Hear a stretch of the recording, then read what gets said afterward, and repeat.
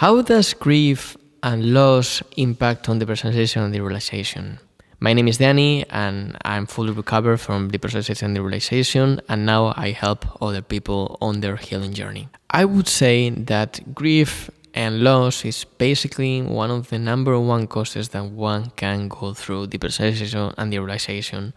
Basically, this feeling of numbness, of being away and having this curtain in front of you, this stone wall or this cloud that is going around, and you are not able to connect with reality and express or even know what you are feeling. You just feel constant numbness.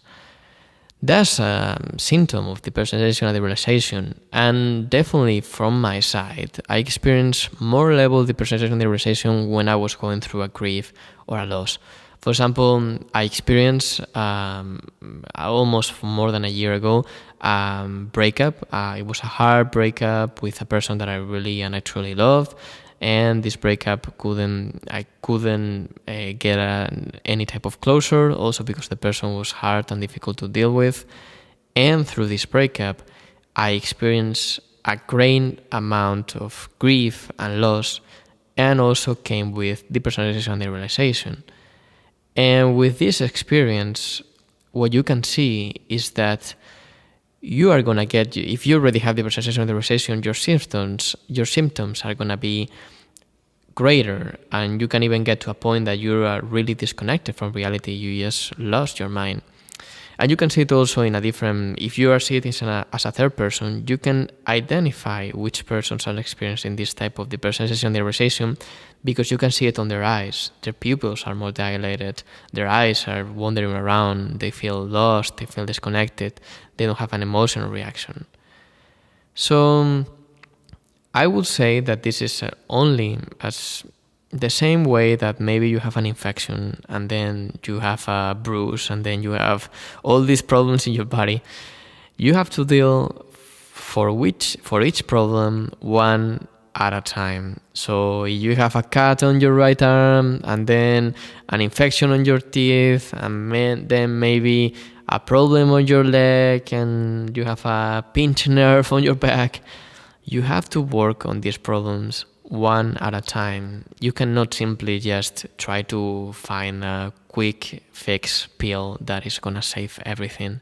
You have to work over all of this.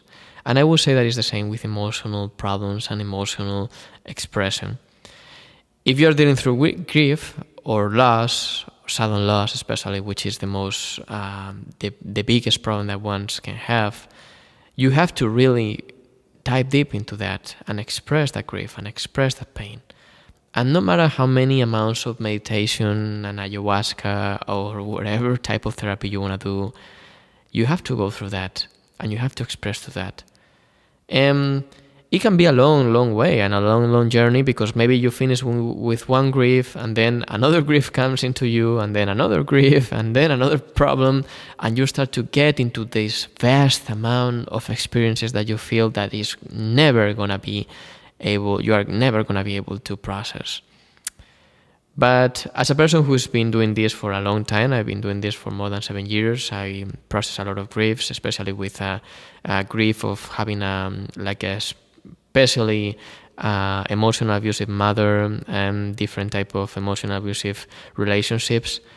I can say that there is an end on the other way. You will feel it once you process and once you digest one even if it is a small amount of emotional pain.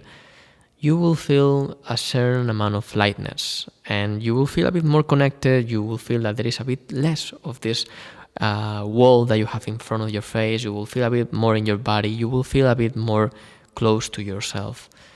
And if you start to do that over a certain period of time and on a certain amount of time, you will start to feel lighter and lighter and lighter and happier and more connected with yourself. Because there is a certain amount of, I would like to say that there's a certain amount of connection, weird connection between bad or wrong emotions and emotions that make you feel hurt, like grief, loss, sadness, anger. And good emotions that make you feel good, like happiness and joy, and being proud and being grateful. The deeper you are able to express those dark emotions, the highest amount you will be able to feel the good emotions. I don't like to say good or bad emotions because all emotions are emotions, simply they are like that. But the emotional capability that one person has is basically connected to the amount it can feel on both sides. So, yes, grief and loss definitely can really impact on your depersonalization, derealization recovery. And it might feel that you are going back if you are already dealing with it and something goes back to yourself and you're feeling like, okay, I'm going back 5 steps. But I would say that definitely is a journey that you should be able to enjoy and you are able to get back on your feet. I would like to not discourage you and to tell you that you can get back and go back to your healing journey. For me, I would like to say and compare it to maybe an emotional journey. You can compare it back to maybe a financial journey or even like a physical journey. If you are on a physical journey, that most people, I think, they can relate to this.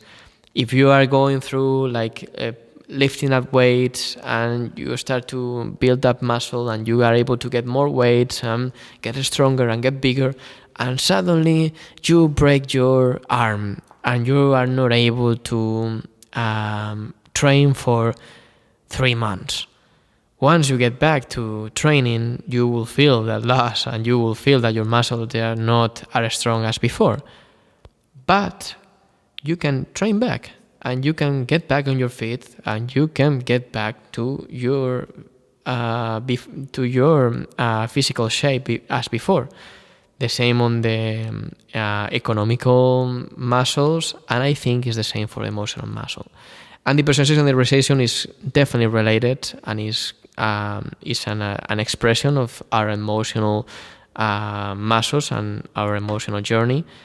And even though grief and loss can make you, for some certain amount of time, make you really feeling like you are losing on life and you're not able to get back and you're not able to stand on your 2 feet, you definitely can get back and you will get back stronger and you will get back on your healing journey and you will see it only as a way. And the obstacle is the way. There is a book by Ryan Holiday that talks about that.